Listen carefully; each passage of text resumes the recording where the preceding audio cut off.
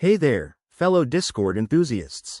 Welcome back to our channel, where we break down tech topics in a fun and straightforward way. Today, we're diving into how to log in to Discord in 2025. Whether you're a newbie or just need a quick refresh, this guide will get you connected in no time. Discord has evolved a lot by 2025, with sleeker interfaces and enhanced security features, but the basics remain user-friendly. Let's jump right in. First things first, make sure you have the latest Discord app installed on your device. Head over to the App Store, Google Play, or download it from the Discord website if you're on a computer. Once that's done, open the app or go to discord.com in your web browser. Step 1. You'll see the login screen.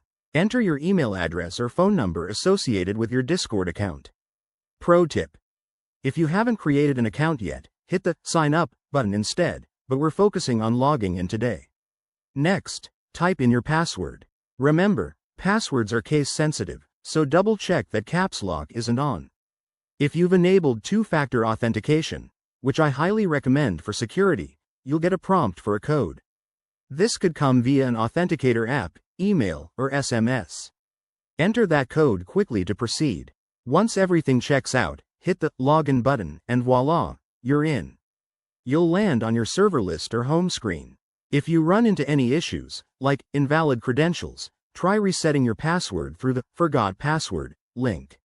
Also, ensure your app is updated to the 2025 version for any new login enhancements, such as biometric options like fingerprint or facial recognition.